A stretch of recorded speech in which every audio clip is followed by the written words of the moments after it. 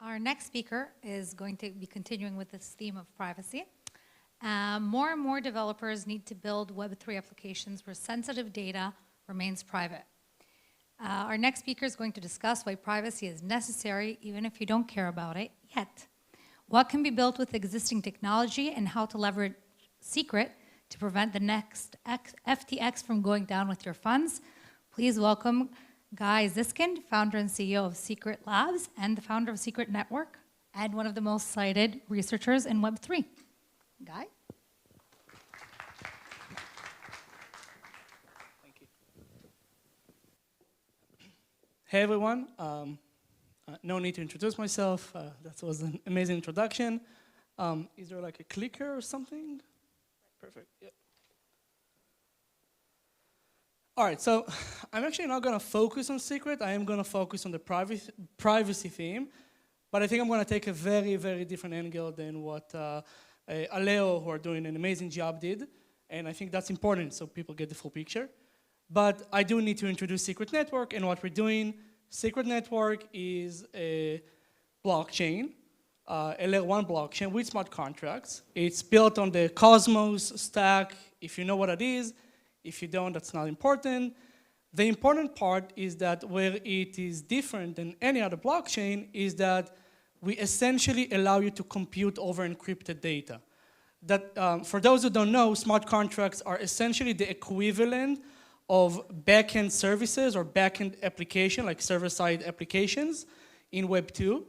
They are the equivalent in Web 3. And in Web 3, on any blockchain, when you run a smart contract, everyone, the entire network, sees all data. There's no notion of privacy. You can't define that this specific data point is going to be sensitive and kept private, and this isn't. It's all public for everyone to see. Now, to give you an example, like if you have like a DAO and a voting contract, that means that everyone can see who voted for what. And that's like how dictatorships work, not democracies. Maybe even more importantly, smart contracts can't really hold private keys because private keys are very sensitive data, and we'll talk a bit about that. But it's kind of building on top of what Aleo said and what many people say. When you go on public, when people are like put on a stage and you ask them to say what they think about privacy, where everyone's listening, you usually get the sentiment that privacy is extremely important. It's a basic human right, and we are all entitled to it. However, when you take people outside, more like on one-on-one conversations, they actually privately say something like, oh, I don't really care about privacy, or privacy is just for criminals or illicit activity, I'm an open book, I have nothing to hide. And instead of focusing on why the right of privacy is important, and it absolutely is, and those statements are incorrect on their basis, I actually want to just tell you that that's irrelevant, because privacy is an enabler. It's an emergent property that we take for granted in Web 2 to an extent, and we need in Web 3 to actually build better and safer applications. And the best way to do that is with an example. This is a story as old as time, right? There is a person coming to you saying, give me your money, I'm going to give you amazing returns, you're going to get I'm going to give you something that no one else can. All you have to do is lend me your money. And this repeats itself in some version or another again and again and again, and then we end up with things like FTX. And I'm sure everyone here knows the story. It kind of refuses to escape the news cycle. But for those who don't know, or just to recap, FTX was the third largest centralized crypto exchange. It collapsed within days, probably the fastest multi-billion enterprise collapse in history, and the most unfortunate part is that they lost about $10 billion of user funds, affecting more than 1 million people, right? And we don't even know how deep the rabbit hole goes. And the question I get from outsiders, and hopefully anyone here knows this is not the case, but the question I get from outsiders is crypto a scam? And it's exactly the opposite. Crypto is not a scam. What happened here is that just the usual traditional likely alleged fraudulent activity or gross negligence of a single corporation that mishandled user funds, something more akin to a Ponzi scheme potentially, or other things like that. This has no bearings to crypto. And the way I like to explain that is that when users deposited their funds into FTX, they didn't enter crypto. They exited crypto because at that point they gave their crypto to FTX, and from that point on, they were dealing directly with a single corporation that went under. And if you're crypto savvy enough, you can easily say, and I do hear that a lot as well, that crypto already has solutions to this. We have DeFi, we have decentralized exchanges, we have AMMs. Those solutions, they use smart contracts where code is law. Like no one can just take your funds in the shadows and steal them. And more importantly, you're in control of your own keys. All keys are being self-custodied, all wallets are being self-custodied. So the natural question is, why not just use DEXs? Why do we even want to use centralized exchanges? And I think we have to take a very, very concrete look at ourselves and admit to ourselves that as great as DeFi is, as great as blockchain technology is it as usable as it needs to be today? Because at the end of the day, the average Joe goes to a centralized exchange because it's easier, because they get customer support, and primarily because they don't have to worry about self-custody of their keys. And because that's not going to change anytime soon, then I think we need to come up with solutions on how to turn centralized exchanges, how to make sure that centralized exchanges still give us the benefits of better UX, but at the same time, they can keep our funds safe and they can do no foul play.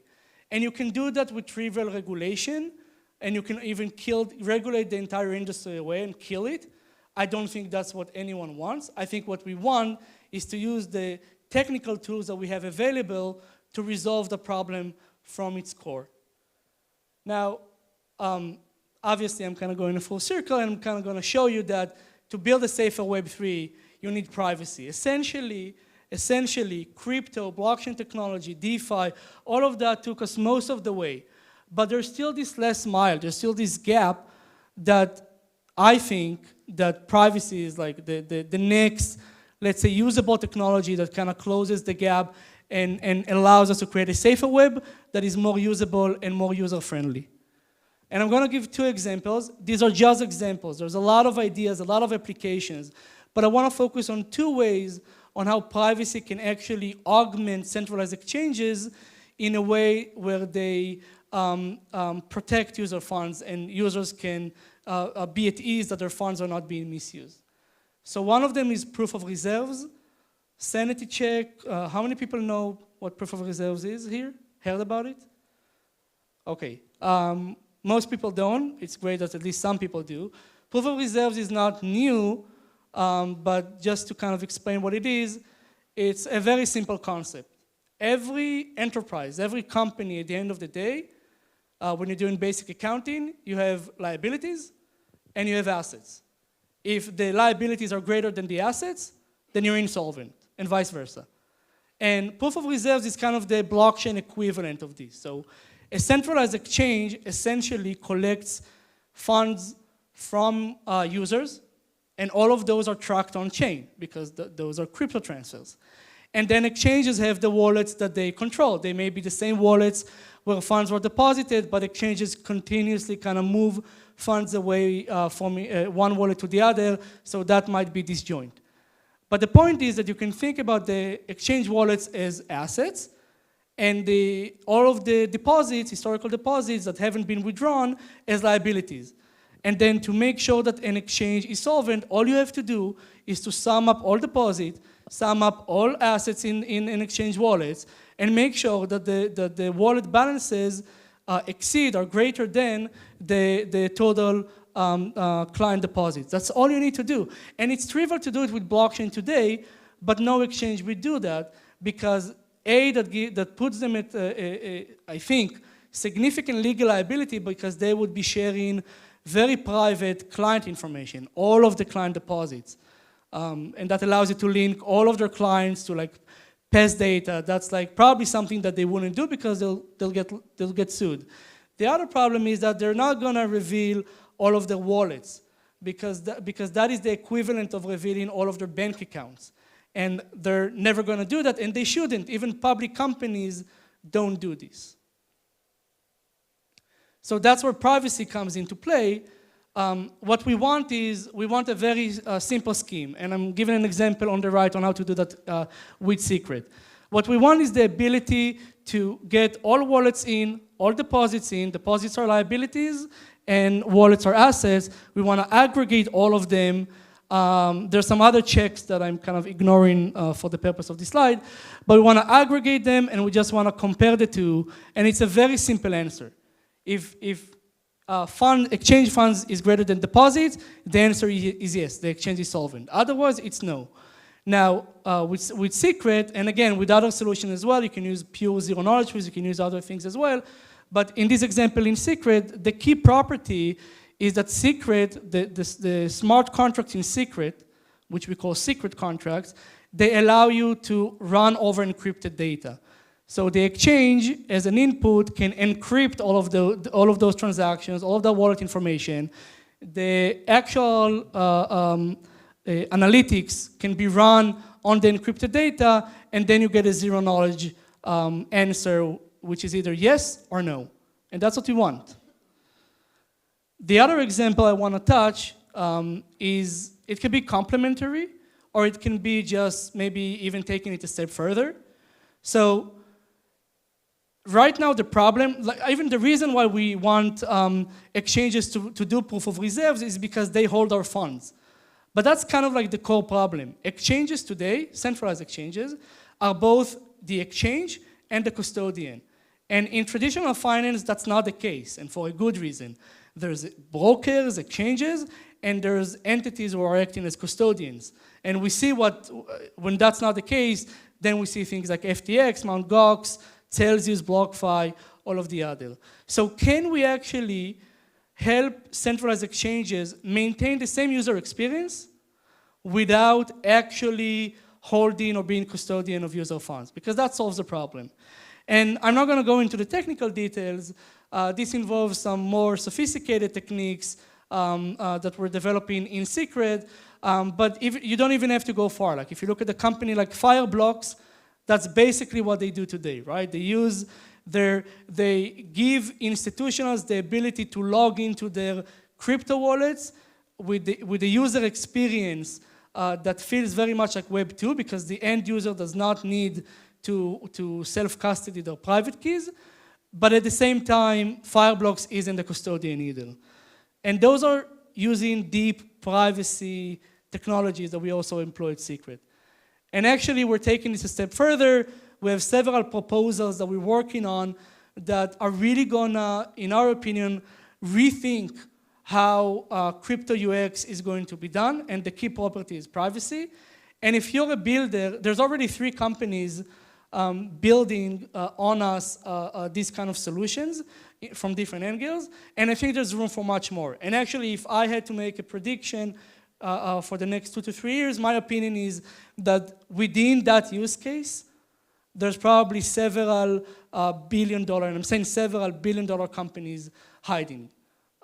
So with that, I'm just going to finish with a few takeaway messages that are the most important.